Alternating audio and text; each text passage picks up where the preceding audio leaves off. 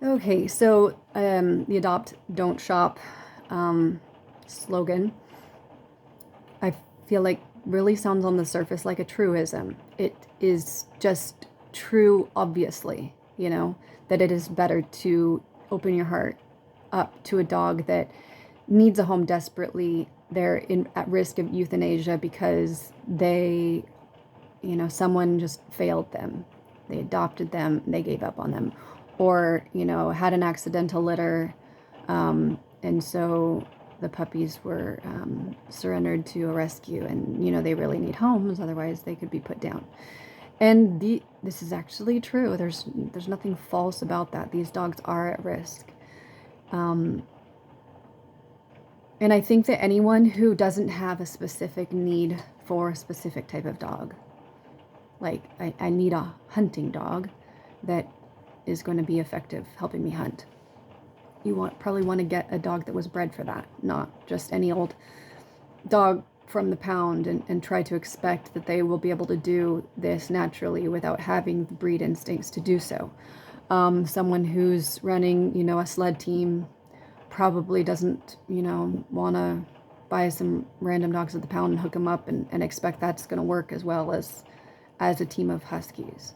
So there are obviously times where getting dogs as rescues is not as effective, and really will defeat your purpose. But most people who want a pet, any dog will do.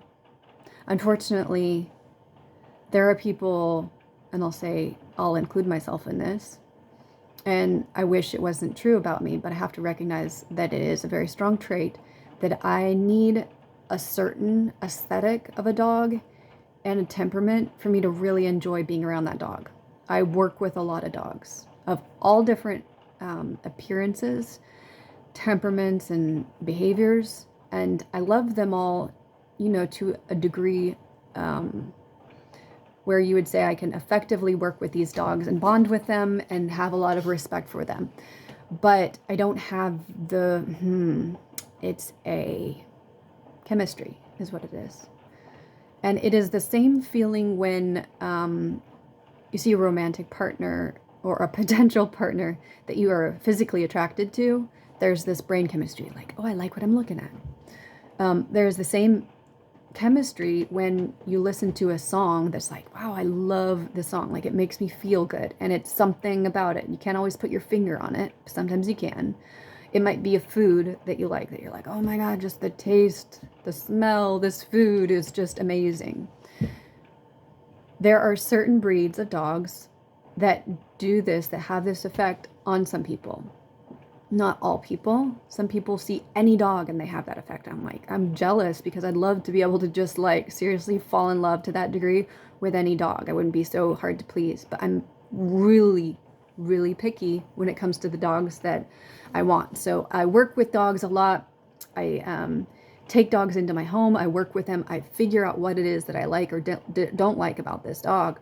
But I don't feel an obligation to keep every dog that comes into my home because, first of all, it won't be the best fit if I don't have that chemistry. The chemistry that I have with the dog, what's the word? Okay, so when I have a client's dog with me they're paying me to train the dog or board the dog or whatever, I feel professionally obligated to give that dog the best care, even if it makes me really uncomfortable. I'm gonna get up and take that dog out in the freezing cold, winter snowstorm. Doesn't matter. If I'm sick, I'm still gonna take care of that dog. But when it comes to the day-to-day tasks of monotonous, grueling work, where you're cleaning up after your dog, making sure it gets enough exercise, spending the money on the food and everything you do, you have to have a degree of obsession and with your dog. And like I said, I'm very jealous about the people who will literally give them any dog and they will become obsessed with it and take care of it as if that is their soulmate. Like, that's beautiful. but I'm not that way. And there's quite a few people who are also not that way. They have a certain thing that a dog, there's a certain quality about a dog that just really captures them and makes them willing to do everything they need to for that dog. It's a lot of work. With a human baby, women have this rush of oxytocin when they are breastfeeding and bonding with that baby, that makes them willing to lay down their life for their kid. But some people don't have that chemistry, and they actually develop even a hatred for their own kids, and those people can never be good parents. So you can be like kind of committed to a dog because it's the right thing to do, and you do all the things because you just have to, but it's not going to, as soon as enough issues stack up. For example, if the dog develops a health problem and you lost your job, just even those two things where the dog is going to cost more money and you have less money, that can cause some people to just be like, oh, you know what? I'm going to have to rehome this dog. It's because they did not bond with that dog as much as they would like family or a lover. Whereas when someone does, they go to extremes to keep their dog, whether it's, I'm going to stay on the street with my dog until I figure out a way to keep it, or,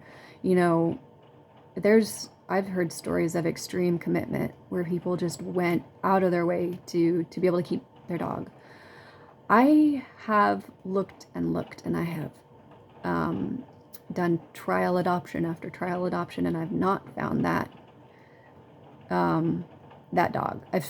I've found close, and I found like, okay, this about that dog I love, and if I could combine that trait with this trait that I love in this other dog, then it would be the perfect dog.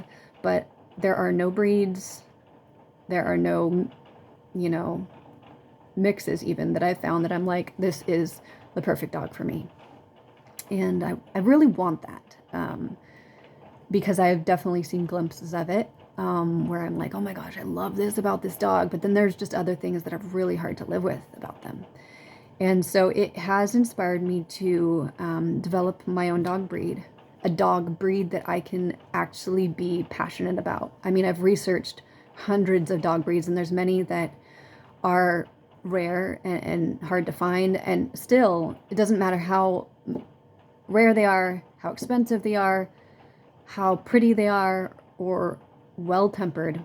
None of them have everything that I'm looking for. And God, do I wish there was, because my life would be a lot simpler. I would adopt that dog, and maybe if I wanted to get into breeding, I would start breeding that dog. But I don't have that option.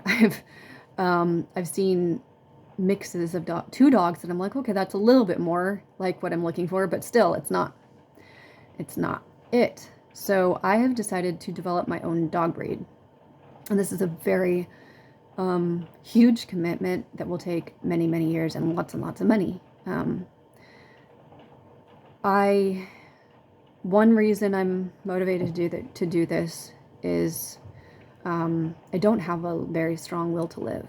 I'm pretty suicidal. I'm on the verge of being severely suicidal pretty much any day if something very bad happens, or